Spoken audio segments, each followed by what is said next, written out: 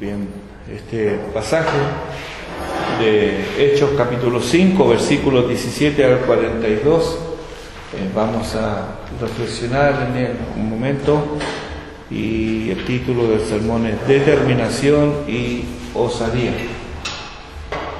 Es curioso, hermanos, cómo una misma cosa puede producir en otras cosas distintas entre sí distintos efectos.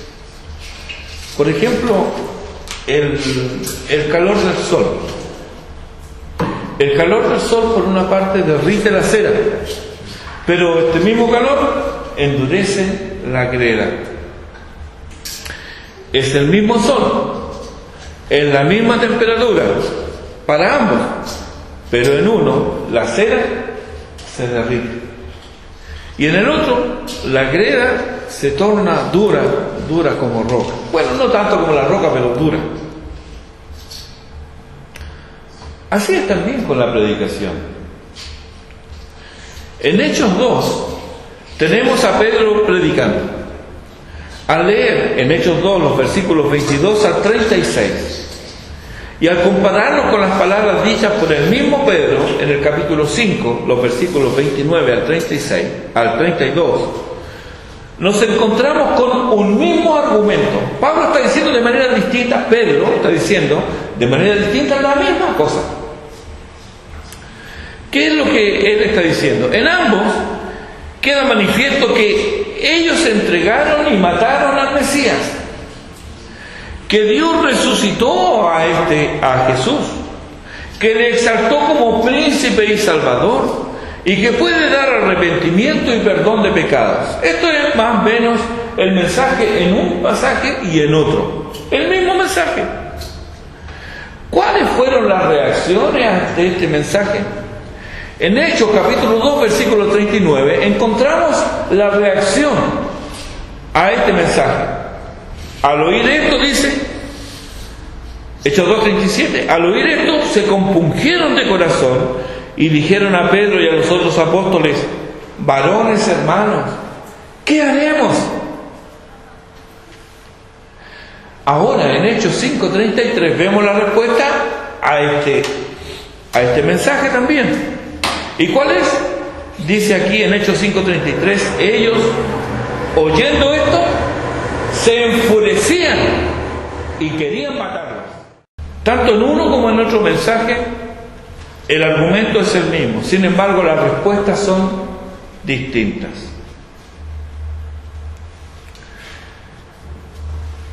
Y aquí hasta el predicador es el mismo, porque es Pedro el que está predicando en ambos, pero las respuestas son distintas. Muchos creyeron en el Señor y multitud de hombres y mujeres se añadieron a la iglesia. Eso no está diciendo el texto, pero no es de todos la fe. Y quienes estaban en el pináculo del conocimiento no eran precisamente quienes obedecían al conocimiento recibido. Estos hombres, lejos de obedecer a la verdad, se llenaron de celos, nos dice el versículo 17 del capítulo 5. La fama de Jesús y el ministerio apostólico llenaban no solo Jerusalén, sino que también las ciudades vecinas, trayendo el bien, liberando oprimidos y sanando enfermos. Pero los líderes religiosos, lejos de alegrarse y unirse a este mover de Dios, se envanecieron en sus razonamientos y su necio corazón fue entenebrecido. Profesando ser sabios, se hicieron necios, es lo que dice Pablo en Romanos 1. ¿Y qué mayor necedad, hermanos, que oponerse a Dios? ¿Qué mayor necedad que oponerse a Cristo y a su Evangelio?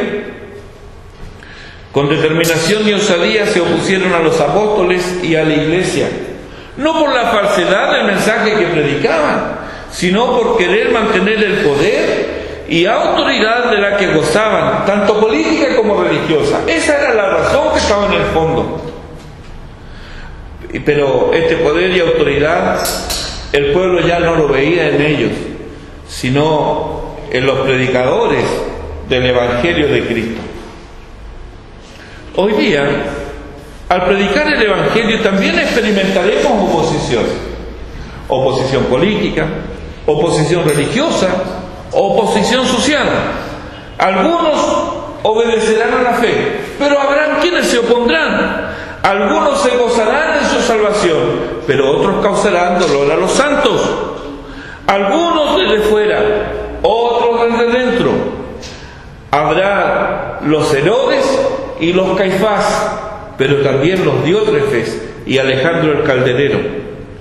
Pero podremos estar atribulados en todo, mas no angustiados, en apuros, mas no desesperados, perseguidos, mas no desamparados, derribados, pero no destruidos.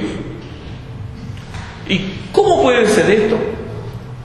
Esto es posible porque la excelencia del poder es de Dios, no de nosotros. Esto es posible porque Cristo es supereminente para los suyos, por lo que no temen sufrir por Cristo. Pero en el sufrimiento son animados por Cristo. Y este valor infundido les hace ser osados por Cristo. Y cumpliendo y haciendo su voluntad, experimentan gozo en Cristo. Veamos entonces estas características: sufrimiento, ánimo, osadía, gozo en Cristo. Estas características, lejos de ser patrimonio solo de los apóstoles, también las exhiben los verdaderos creyentes, independientemente de la cultura, el tiempo o el lugar donde se encuentren. Ellos están dispuestos a sufrir por Cristo. Vemos que los toman como si de delincuentes se tratara, y los ponen, dice el versículo 18, en la cárcel pública. ¿Y cuál era el delito? Tenían un comportamiento ejemplar y gozaban del favor del pueblo. Hablaban la verdad de Dios y andaban haciendo el bien. Entonces, ¿de qué eran ellos acusados?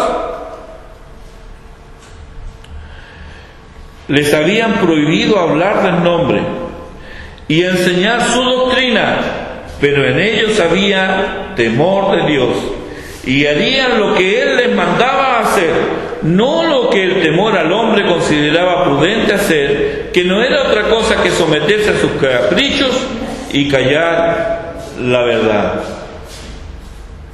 Esos tiempos no han pasado. Pueden tomar diferentes formas, pero el fondo es el mismo. Siempre está al alcance del verdadero creyente el sucumbir a la tentación de considerar primero su propio cuidado y descuidar los mandatos o la voluntad de su Señor.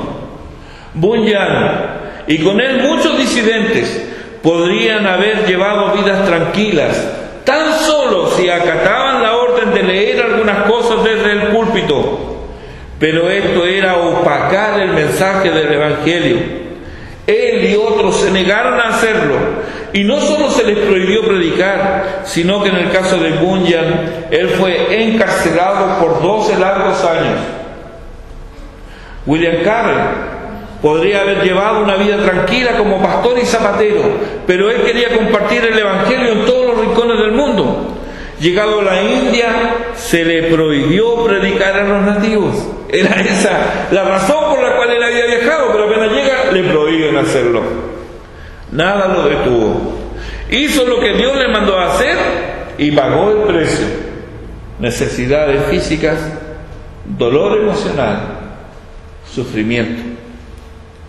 Comió su pan con lágrimas y esperó muchos años para ver al primer convertido, pero no sucumbió a la tentación de buscar su propia comodidad en desmedro de la obligación que el Evangelio le imponía.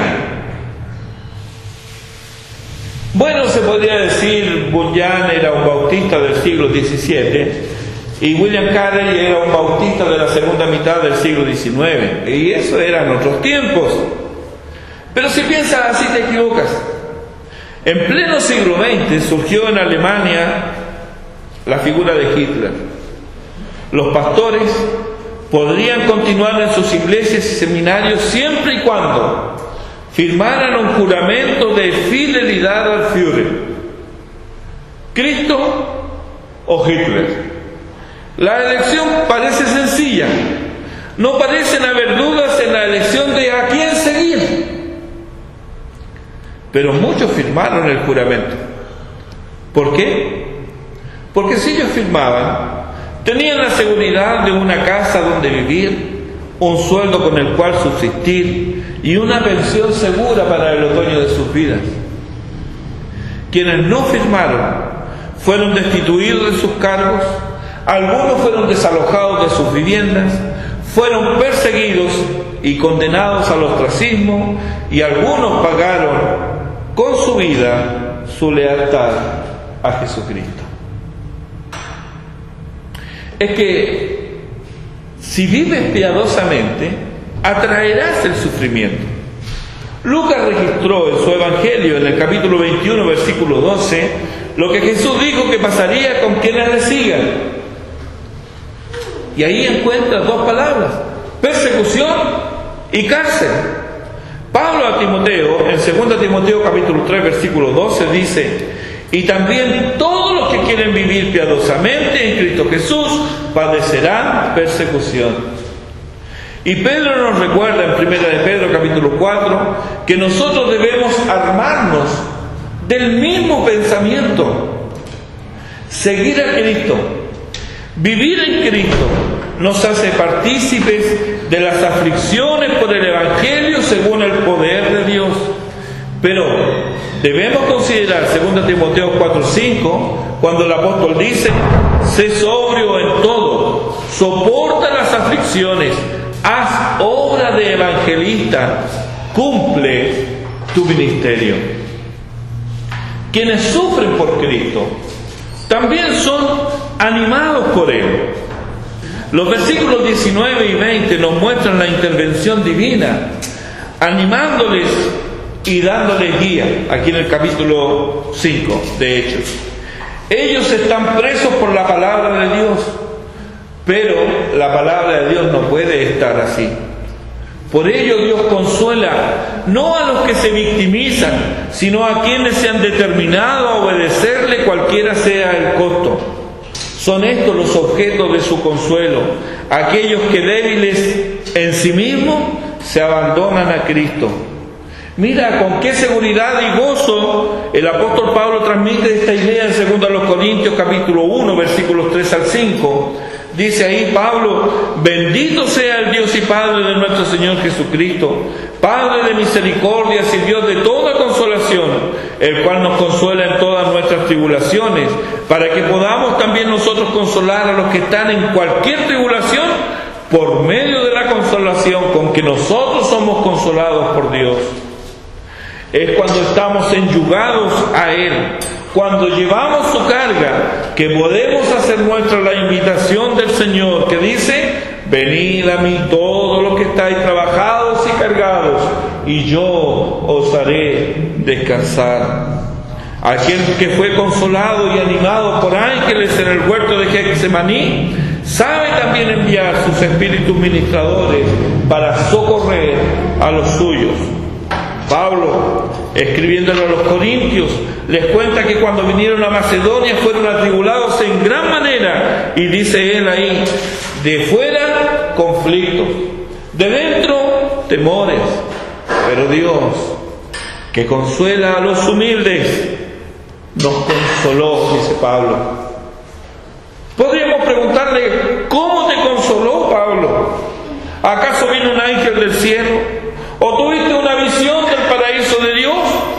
No, nada de eso. Él dice: nos consoló con la venida de Tito. Benditos sean los hombres y mujeres que se disponen a consolar a los santos. Hacen ellos una labor que Dios a veces encomendó a los ángeles. Y todo hombre de Dios puede dar testimonio de cómo Dios le ha consolado y animado para seguir el camino. En el caso que estamos considerando aquí, la orden era muy clara. El versículo 20, donde están registradas las palabras de este ser celestial que se le aparece y que lo libera de la cárcel, pero los libera no para que queden libres, sino que para que queden libres, pero con un propósito, que no es nuevo por lo demás, que es la reiteración de la orden que ya su Señor, su comandante en jefe, les había dado. Y les dice en el versículo 20, y puestos en pie en el templo, anunciad al pueblo todas las palabras de esta vida. El consuelo y el ánimo para los santos no es para que permanezcan en la quietud y conformidad, sino que es dado para concluir la tarea. ¿Qué harían ellos ahora? Aquí es donde los hombres son deudores de su vida de oración. ¿Recuerda lo que ellos habían orado previamente? En Hechos 2:29 se está registrado, dice: y ahora, Señor, mira sus amenazas y concede a tus siervos que con todo denuedo hablen tu palabra. Ellos no pidieron facilidades para hablar la palabra, pidieron denuedo, determinación, osadía. Y Dios respondió sus oraciones. Por eso que somos deudores de la vida de oración que llevamos. ¿Qué es lo que oramos? ¿Qué es lo que estamos pidiendo? Presta atención a tus oraciones, porque Dios las va a contestar. Y después, no te quejes. Dios respondió a sus oraciones y así obraron. Versículo 21. Habiendo oído esto, entraron de mañana en el templo y enseñaron. Un momento. ¿No es que de ahí mismo lo habían tomado presos? Pero sin embargo se lo enviaron a ese lugar, como nos podría decir, a la boca del lobo. ¿Cómo no ser prudente? Y irse a otro lado. ¿Qué le hubiera dicho? ¿Qué hubiéramos dicho nosotros? Bueno, está bien, si allá los tomaron presos, ¿cómo van a volver de nuevo allá? Pero claro, si son ideas mías, por supuesto que sería una torpeza. Pero cuando es Dios el que ordena, Él está a cargo. Y es mi deber y tu deber obedecer a Dios. Las consecuencias de nuestra obediencia a Dios no son responsabilidad nuestra. Las consecuencias de cuando obedecemos a Dios, las consecuencias son de Dios, no son nuestras. ¿Quién le hubiera reprochado si en vez de dirigirse al templo hubieran huido fuera de Jerusalén y así pudieran haber evitado sufrimiento y en algunos casos la muerte? Pero contra toda lógica, no solo permanecieron en Jerusalén, sino que fueron al mismo centro de adoración donde era cuestionada la autoridad de los poderosos. Ahora ellos fueron, no porque fueran anarquistas, no porque ellos desconocieran toda autoridad, no. Ellos no obedecían a caprichos personales, ni sostenían gallitos, por decirlo así, con los sacerdotes. Ellos obedecían al soberano que estaba sobre ellos. Debían anunciar las palabras de vida, aunque tuvieran prohibición de hacerlo. Ya la primera vez ante el concilio, en el capítulo 4, versículo 19, ellos le habían dicho: juzgad si es justo delante de Dios obedecer a vosotros antes que a Dios. Y ahora Pedro y los apóstoles le dicen algo muy parecido en el versículo 29. Es necesario obedecer a Dios antes que a los hombres. Esta no es la convicción del que solo sabe, es la convicción de quienes se aprestan a obedecer a Dios. Miremosle ahora con qué osadía dan testimonio del Evangelio ante sus mismos captores y verdugos. Los versículos 30 al 32. Dice: el Dios de nuestros padres levantó a Jesús, a quien vosotros matasteis colgándole en un madero. A este Dios ha exaltado con su diestra por príncipe y salvador, para dar a Israel arrepentimiento y perdón de pecados. Y nosotros somos testigos suyos de estas cosas, y también al Espíritu Santo, el cual ha dado Dios a los que le obedecen. Nota en este pasaje la acusación: a quien vosotros matasteis colgándole en un madero. Ellos, como predicadores fieles, no esquivan el bulto, porque ellos no están para acariciar los oídos impenitentes. Ellos están para declarar la verdad de Dios y confrontar al hombre con su pecado. De otra manera, ¿cómo se arrepentirán los hombres? Sin duda no todos se arrepentirán, pero aquellos señalados por Dios lo harán. Hay cera y hay greda. Hay quienes son derretidos y hay quienes son endurecidos. Hay quienes se ofuscarán y opondrán al Evangelio, pondrán su rostro como pedernal y perseguirán con fiereza a los santos. Pero habrán quienes, alcanzados por la gracia de Dios, se volverán a Él. Por eso, debe haber quien les predique, pues, ¿cómo creerán en aquel de quien no han oído? Nos dice Romanos 10:14. ¿Y cómo oirán sin haber quien les predique? No basta solo con orar por los familiares que están perdidos. Hay que hablar con ellos. Hay que hablarles de Cristo. Hay que hablarles de que viene el día en el cual darán cuenta de sus actos y de sus vidas, pero que hoy tienen la oportunidad de volverse a Él y experimentar su gracia. El temor del hombre trae lazo, no solo al alma del predicador, sino también al evangelio que él predica. El temor del hombre. El domingo pasado hablábamos de que lo que debíamos que tener era temor a Dios, temor de Dios. Cuando ese temor está en el corazón de los hombres, no hay temor al hombre. No importa quién sea, necesita arrepentirse, necesita un Salvador. Debemos recordarnos entonces quién es el Señor. No son los hombres, ni son sus posiciones. El Señor de la iglesia es Jesucristo, y por Él estamos determinados a predicar el Evangelio sin importar quién se oponga o los aparentes resultados.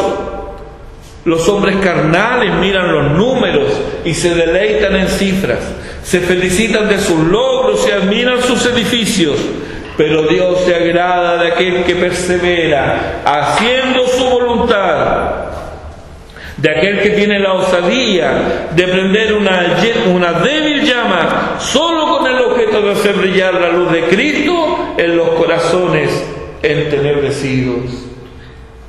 Entonces, aquellos que sufren por Cristo no solo tienen la bendición de ser animados por Él, también son conocidos por su valentía y su osadía para anunciar a Cristo. Permítanme aquí un ejemplo más. Estamos a puertas de cumplir 500 años desde que la luz del Evangelio irrumpió en un mundo sumido en las tinieblas de la ignorancia, superstición y ritualismo de la Iglesia romana. Dios levantó a Lutero para ser su servidor. Este hijo de un minero del carbón fue llamado a retractarse en el concilio imperial en Bonn en 1521 ante los príncipes de la iglesia, los príncipes del Estado y ante el mismo emperador. La multitud estaba expectante, ya que Lutero había dicho, antes de que él compareciera: esta será mi retractación en Worms. Previamente dije que el Papa es el vicario de Cristo. Me retracto. Ahora digo que es el adversario de Cristo y el apóstol del diablo. Esto decía Lutero antes de comparecer. Bueno, en defensa de Lutero diré que todos, tú y yo incluido, somos valientes en la privacidad y frente al espejo. Ahí somos valientes. Cuando no hay nada que temer, cuando no tenemos al enemigo enfrente, nos mostramos una osadía singular. ¿Verdad que somos así? Pero Otra cosa con guitarra, ¿verdad? Se le preguntó a Lutero si se retractaba. Su respuesta pareció más bien un gemido. Nadie le escuchó claramente. Ante la reiteración de la pregunta, pidió más tiempo. Le dieron 24 horas más. Esa noche, Lutero agonizó en su cuarto y allí él escribió esta oración. Ve en esta oración el sufrimiento, el ánimo y la osadía de este siervo de Dios. Esta es la oración que él escribió y que ha quedado registrada para nuestra reflexión. Miren. Oh Dios, todopoderoso Dios eterno, cuán terrible es el mundo. Mira cómo su boca se abre para tragarme y cuán pequeña es mi fe en ti. Oh, cuán débil es la carne y cuán fuerte es el poder de Satanás. Si tuviera que depender de la fortaleza del mundo, todo se acabaría. La campana de la muerte ha sonado, la sentencia ha sido dictada. Oh Dios, oh mi Dios, tú ayúdame en contra de la sabiduría de este mundo. Haz esto, te lo ruego. Tú deberías de hacer esto por tu gran poder. La obra no es mía sino tuya. Yo no tengo nada que ver aquí, no tengo nada por lo cual contender con estos grandes hombres del mundo. Preferiría vivir mis días en paz y felicidad, pero la causa es tuya y es justa y eterna. Oh Dios, ayúdame. Oh Dios fiel e inmutable, yo no me apoyo en el hombre porque sería vano. Lo de los hombres es inestable, todo lo que procede de él fallará. Dios mío, ¿por qué no me escuchas? Dios mío, ¿acaso no vives más? No, tú no puedes morir, solamente te estás ocultando. Me has escogido para este trabajo, yo lo sé. Por eso, oh Dios, cumple tu voluntad. No me abandones, por el amor de tu amado Hijo, Jesucristo, mi defensa, mi escudo y mi fortaleza. Señor, ¿dónde estás? Dios mío, ¿dónde estás? Ven, te lo ruego, estoy listo. Mírame preparado para ofrecer mi vida por tu verdad, sufriendo como un cordero, porque tu causa es santa y es solo tuya.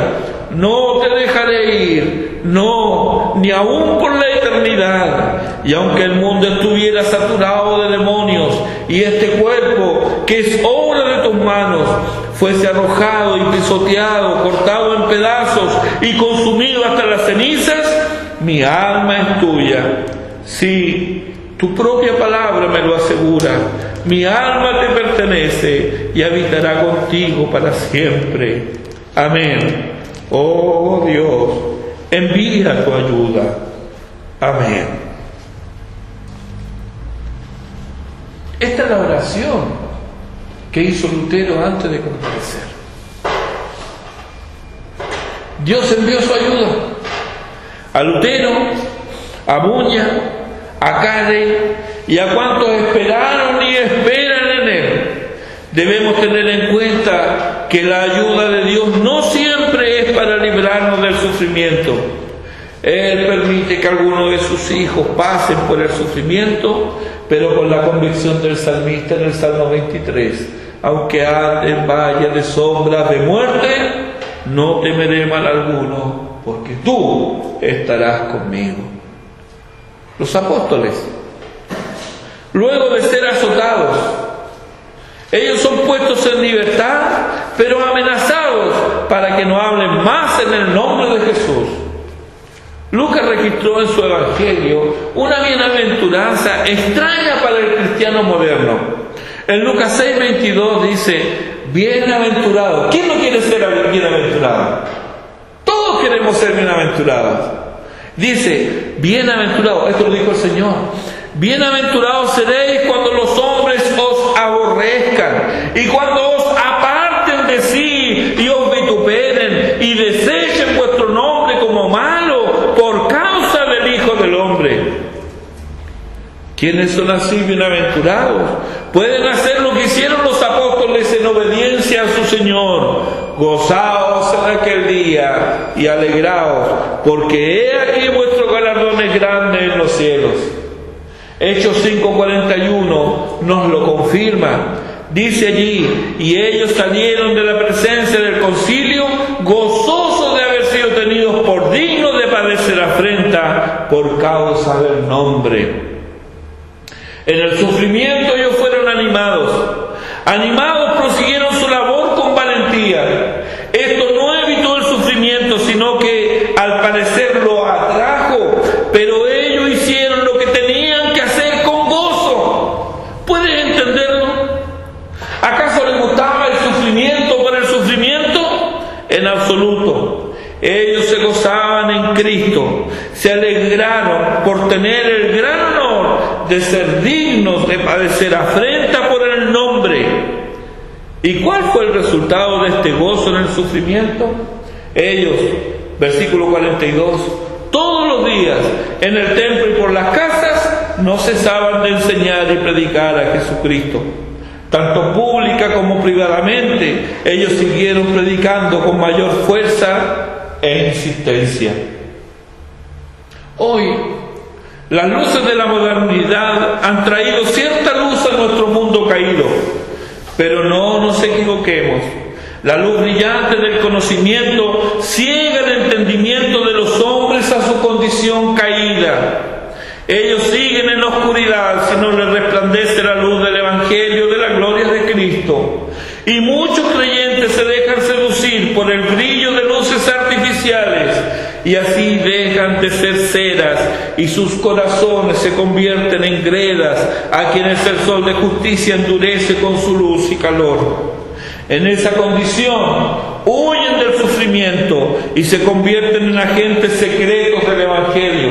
Tan secretos son que nadie lo sabe, o peor aún, se convierten en un pobre remedio del padre Gatica. Termino con Primera de Pedro, capítulo 3, versículos 14 al 16.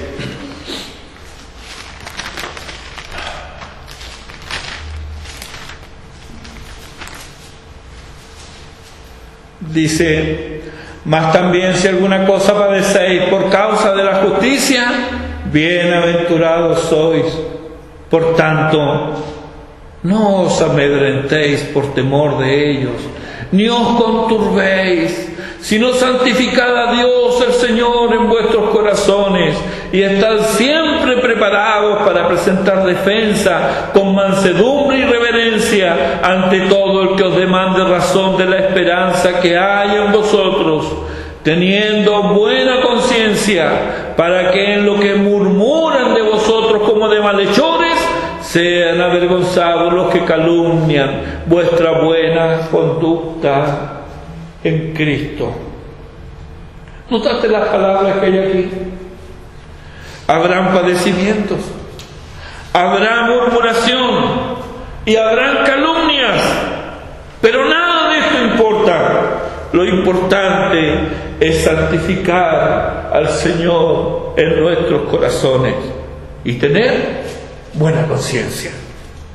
Debemos determinarnos a ello con la ayuda de Dios, y la valentía no será antídoto al humano temor.